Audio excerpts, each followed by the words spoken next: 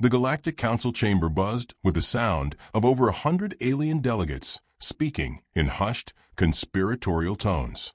The atmosphere was thick with arrogance, the kind that came from species who had long forgotten what it was like to be afraid.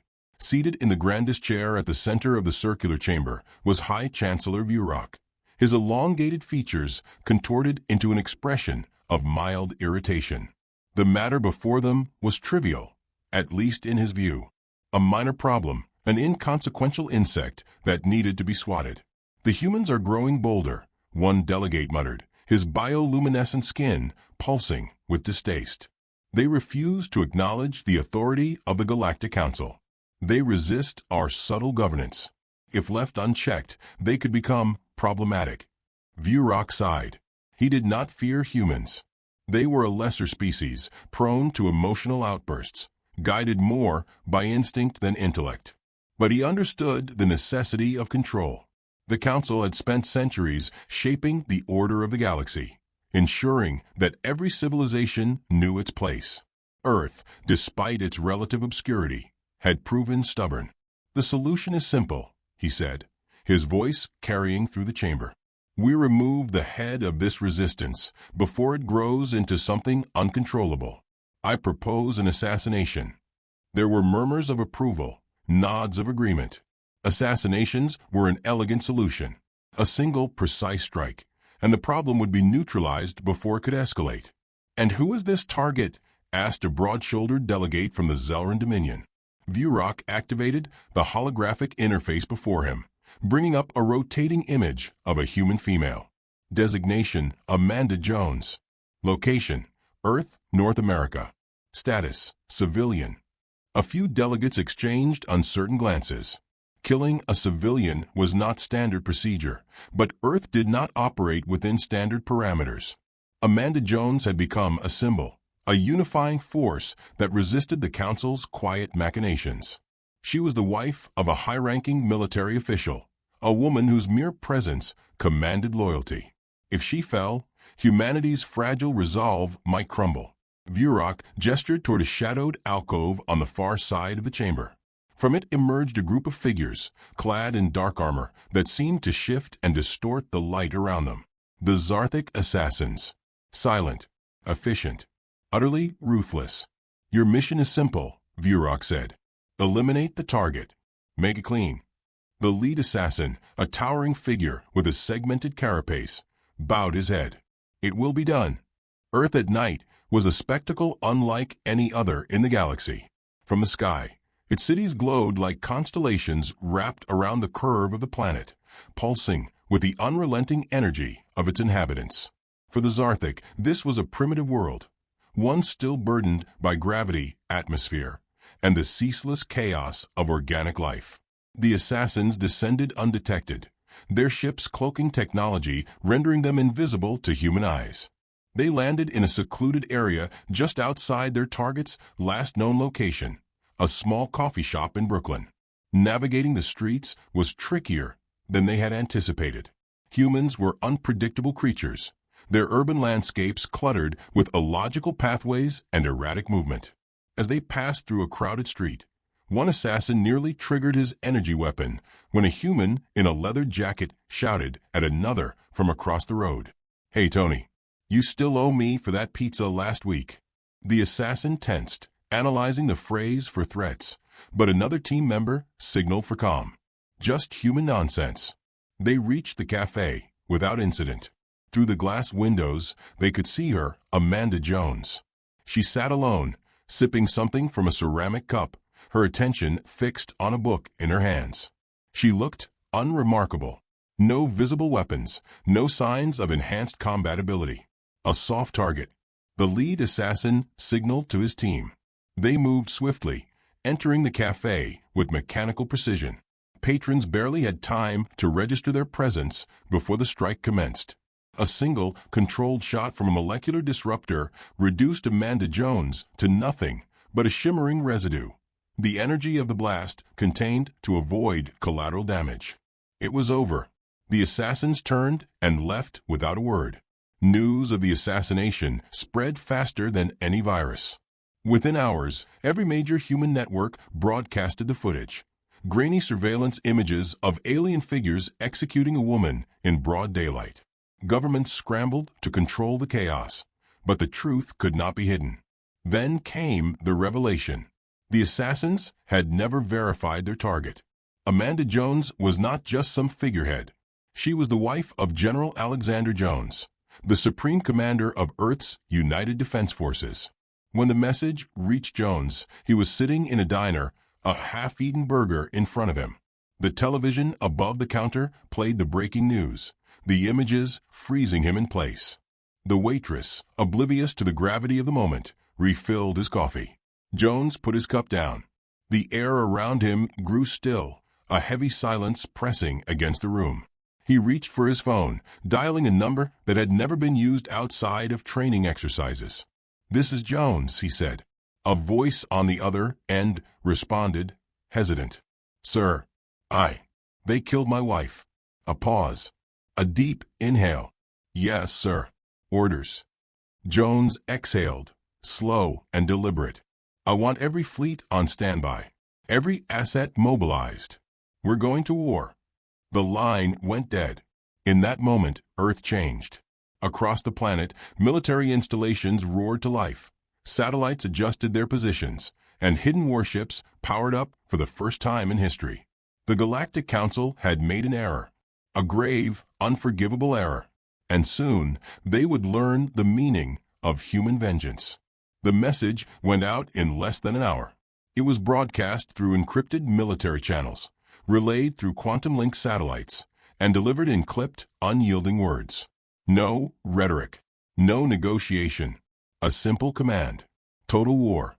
On every continent, in every classified installation, in the deep silence of orbital stations once hidden in the shadows of the Moon and Mars, Earth's military forces stirred. Warships, long kept under wraps to maintain the illusion of humanity's inferiority, powered up with a synchronized hum. Automated drones, experimental railgun platforms, and kinetic bombardment arrays locked onto their targets. This was not a declaration. It was an execution order. Inside the Earth Defense Command bunker, buried deep beneath the Rocky Mountains, General Alexander Jones stood at the center of the war room, his face carved from stone. He had not spoken more than necessary since receiving the news. His officers watched him carefully, knowing that beneath his impassive exterior, something volcanic churned. A live feed from the White House flickered on the main screen. The president's expression was tight, controlled, but Jones could see the barely concealed fury behind her eyes. "Are you certain about this course of action, General?" she asked, though she already knew the answer. Jones's voice was calm. "Madam President, they came to our world, walked into our cities, and killed an innocent woman in front of our people. They didn't expect consequences." His hands clenched behind his back. "They're about to learn what human consequences look like." The president exhaled slowly. "God help them." "God's not coming," Jones said. "We are." Across the planet, human ingenuity was turned toward a singular goal: vengeance. Civilian factories shifted production to war materials overnight. The stock markets plunged and then surged as defense companies worked at an inhuman pace. Humanity was uniting in a way that had not been seen in its history. The first strike was elegant in its brutality. The Galactic Council's relay stations, floating monoliths of smug superiority, blinked out one by one, their systems overtaken by viruses written by caffeine-fueled programmers in underground labs. The same humans who had once spent their time cracking digital rights management on video games now rewrote the rules of interstellar combat.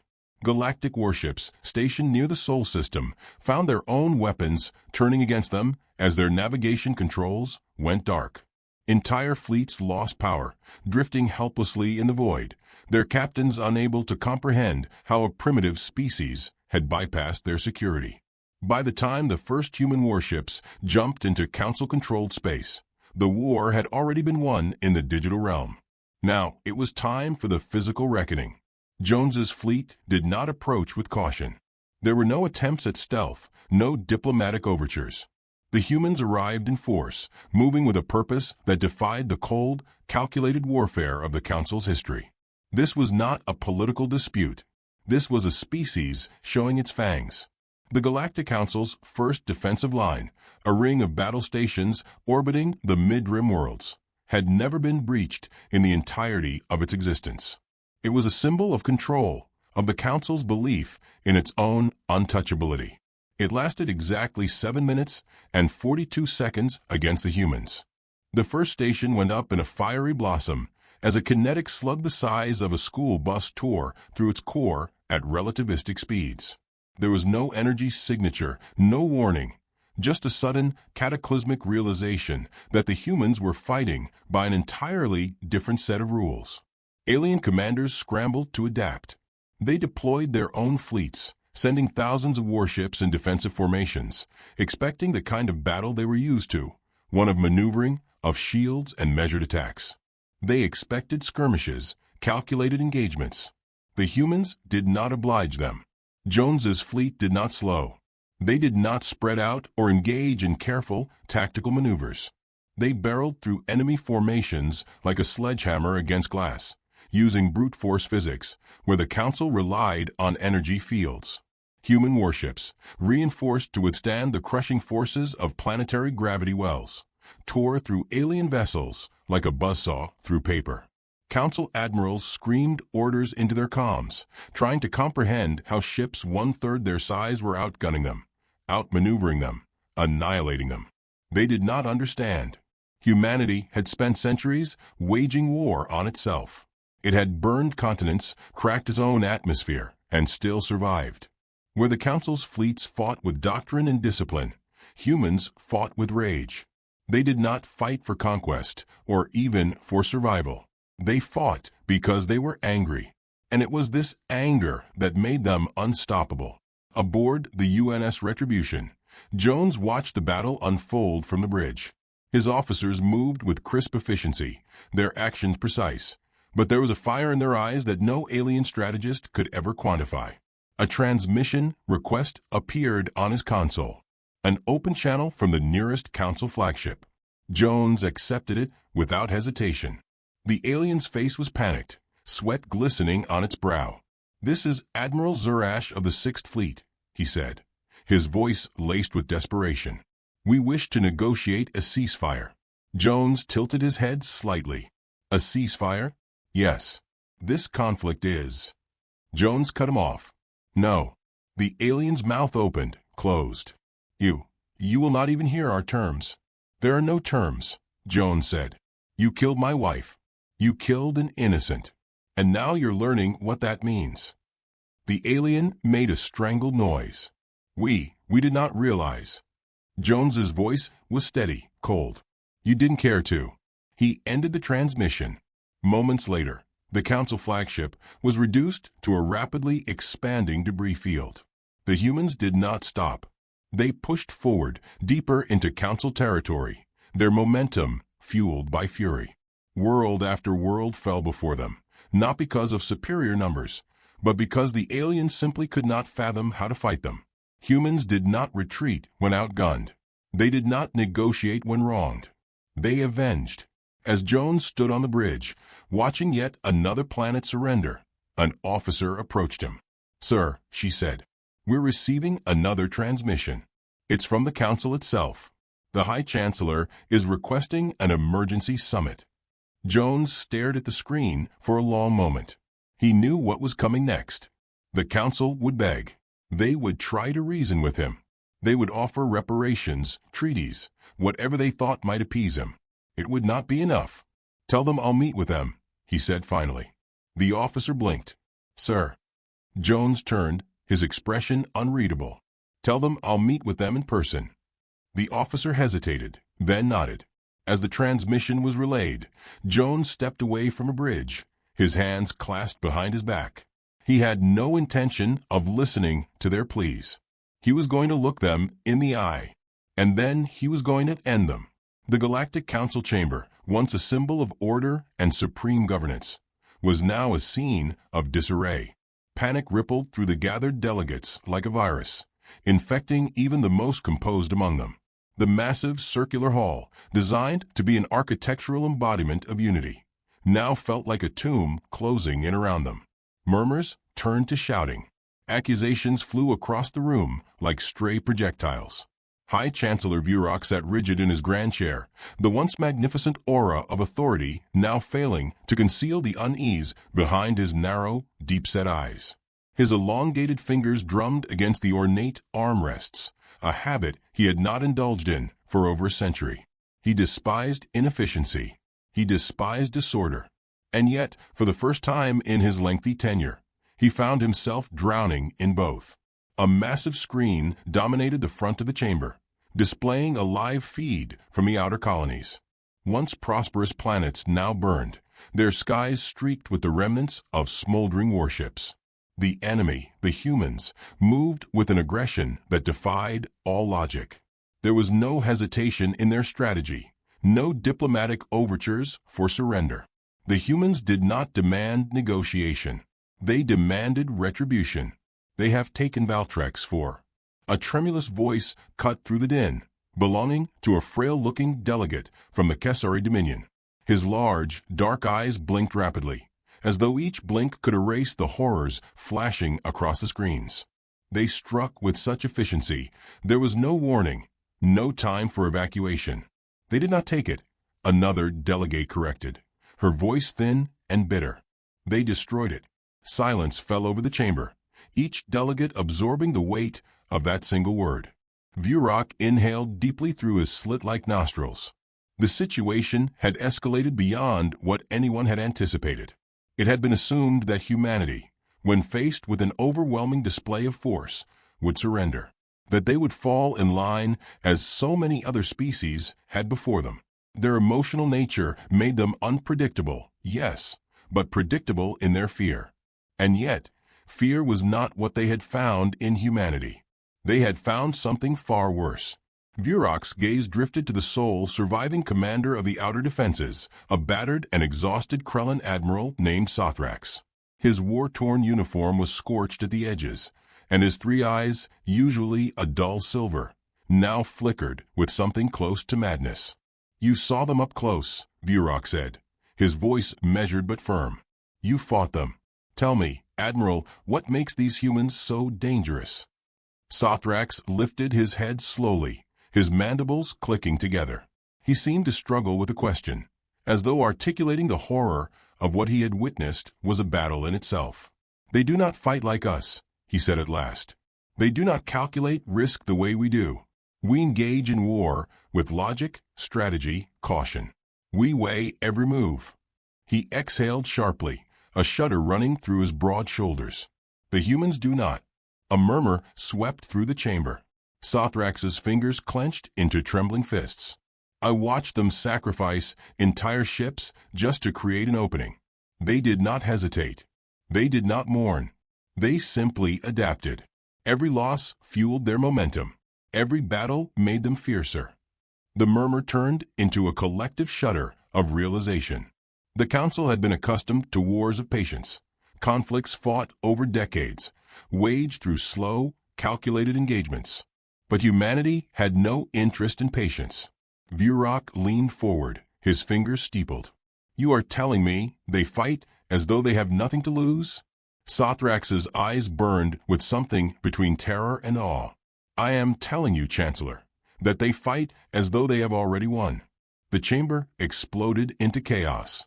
Delegates shouted over one another, their voices blending into a cacophony of dread.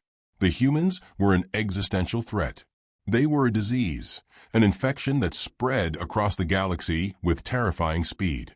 If something was not done, the Council would fall. Vurok raised a hand, silencing the outcry. "We must sue for peace." A wave of disbelief crashed through the room. "Peace," scoffed a thick-bodied representative from the Torquor. His four muscular arms crossed over his barrel-like chest. "You believe these barbarians will accept peace? They have no desire for diplomacy." Vurok's sharp gaze cut through him. "Then what do you propose? That we continue fighting a war we are clearly losing?" "We have ruled this galaxy for millennia," another delegate interjected. "We cannot allow ourselves to be."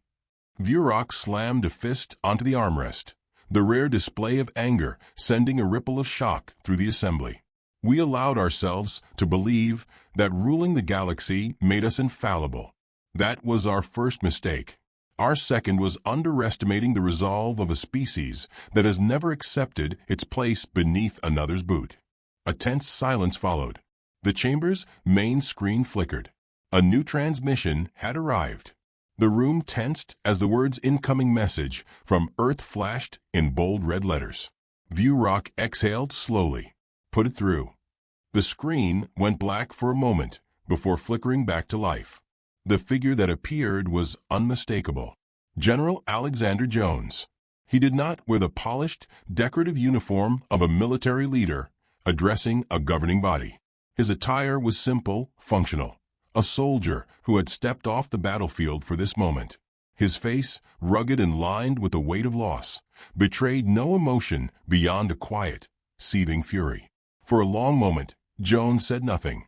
He let the silence stretch, let them feel it. When he finally spoke, his voice was ice. "You killed my wife."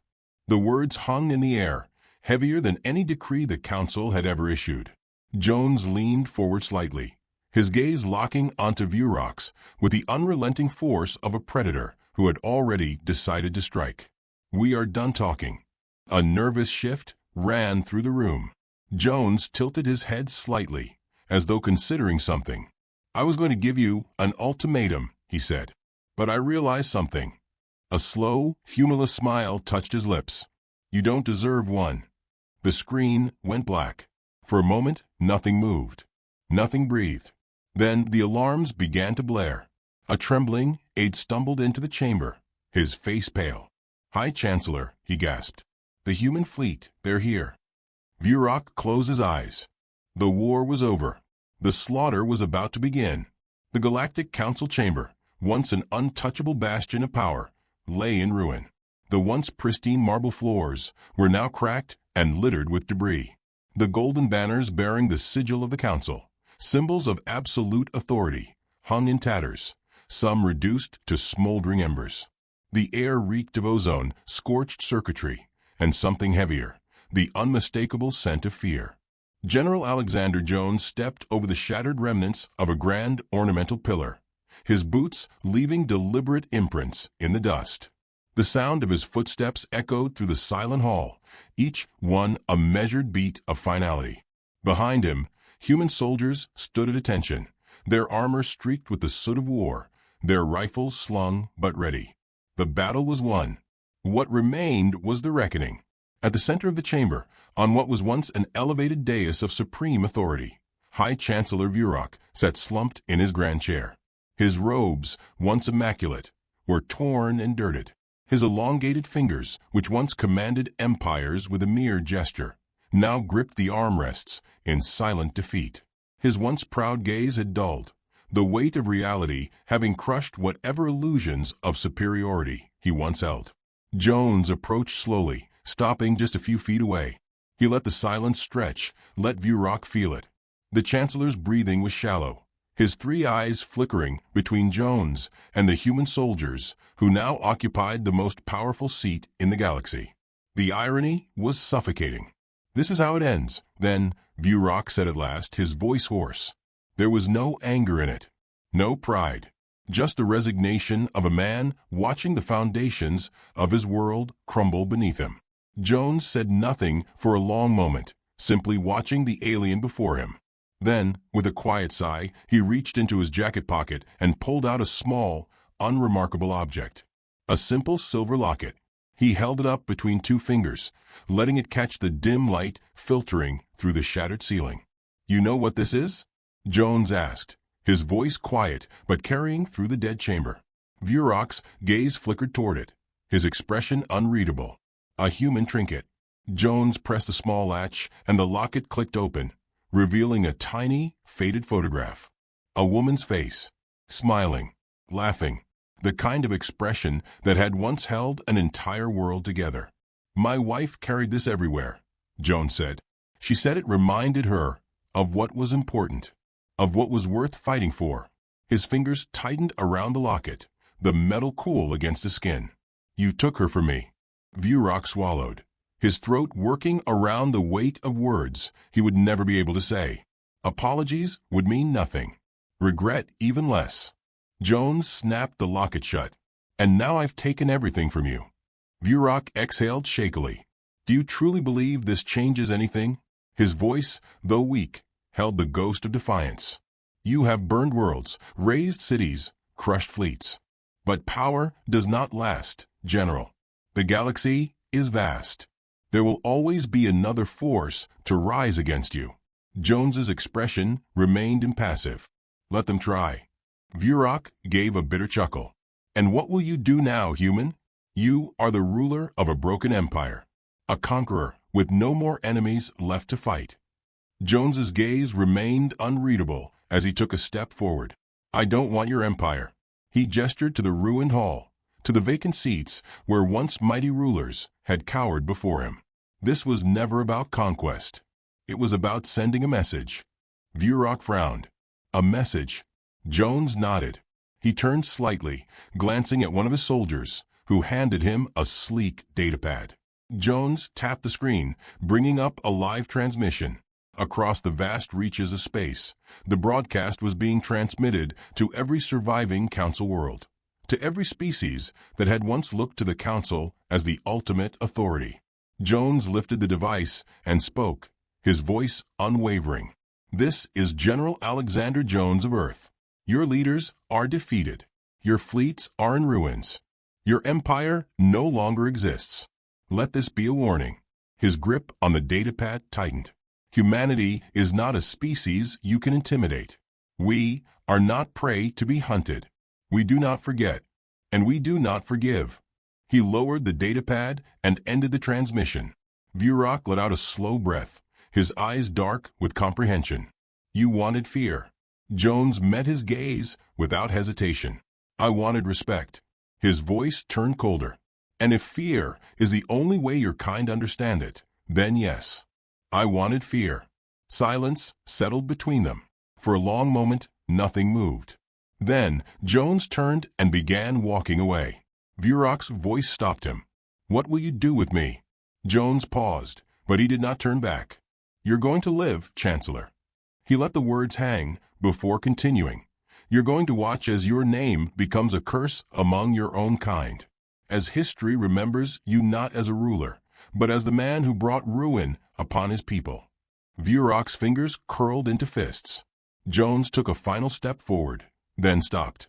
And when the next war comes, when some other species thinks they can do to us what you did, he finally turned his head, just enough for Vurak to see the faint smirk that didn't reach his eyes. They'll remember what happened to you. Then he left, his soldiers following in silent formation. Outside, the ruins of the galactic capital stretched in every direction, a testament to the folly of underestimating humanity. Smoke curled into the sky, mingling with the twilight glow of distant fires. But amidst the devastation, something new was taking root. Humans moved among the wreckage, not as conquerors, but as something else entirely. Engineers were already setting up infrastructure, not for occupation, but for stabilization. Communications channels, medical stations, emergency supplies. The fleet had come to destroy, but now it remained to rebuild. Humanity had won, but they had no interest in ruling. They had come to settle a debt, and now that it was paid, they would leave. Jones stepped onto the command deck of the UNS Retribution, his warship orbiting the broken planet below. The stars stretched out before him, vast and endless. He closed his eyes for a moment, the exhaustion settling in his bones. A small metallic object rested in his palm. He opened the locket again. The photo inside remained unchanged. The woman in the picture was still smiling, still frozen in that moment before the world had taken her away. Jones exhaled and shut it gently. Behind him, his second-in-command approached.